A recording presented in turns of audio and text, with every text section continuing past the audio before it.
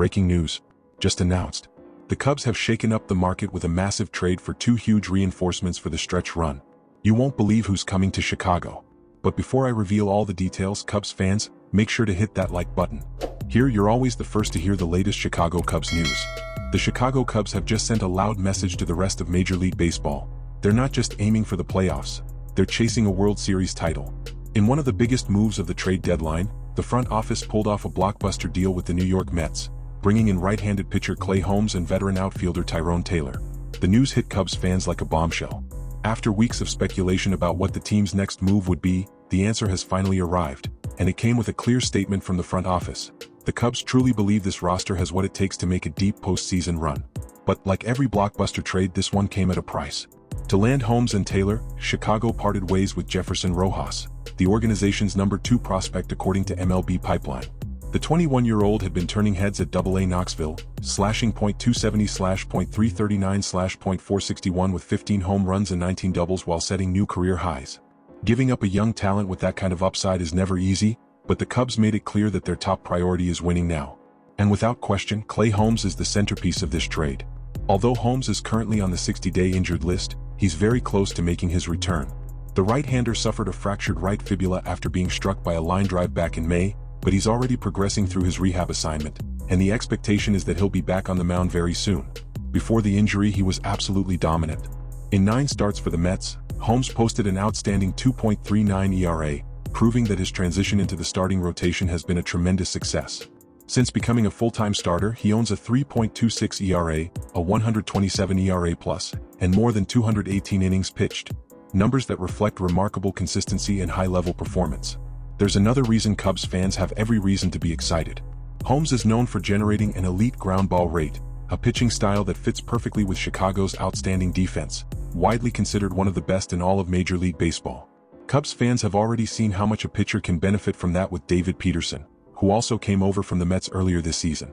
Surrounded by an elite defense, Peterson elevated his game, and many believe Holmes could experience the same success.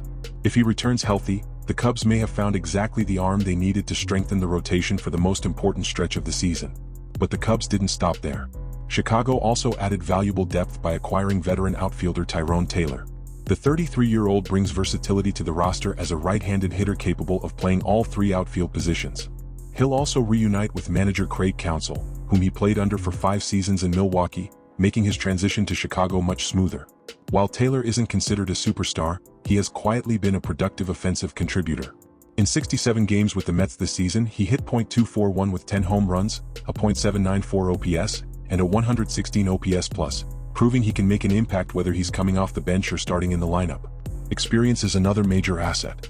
Over the course of a long and demanding playoff race, having a reliable veteran who can fill multiple roles often becomes incredibly valuable, especially in high-pressure games. From a financial standpoint, Holmes is also an intriguing addition. His contract includes a $12 million option for 2027, although most around the league expect him to decline it in search of a long-term deal in free agency.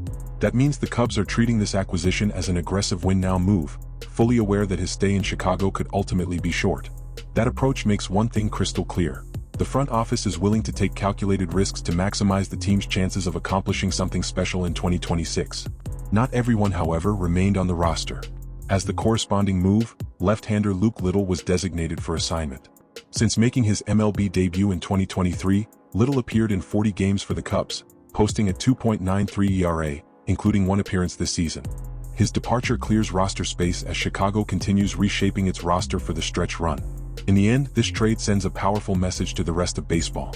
The Cubs didn't sit back and watch their rivals improve. They aggressively attacked the trade market, accepted the cost of giving up one of their top prospects, and added 2 players who could make an immediate impact in the race for the playoffs, and perhaps something even bigger. Now there's one big question dividing Cubs fans across the north side. Was Jefferson Rojas a fair price to pay for Clay Holmes and Tyrone Taylor, or did the Cubs give up too much future talent just to win right now? What do you think, Cubs fans? Yes or no? Let me know in the comments below and tell me why you feel that way. I always enjoy hearing what Cubs fans think. And if you want to stay one step ahead of all the biggest Chicago Cubs news, make sure to subscribe to the channel.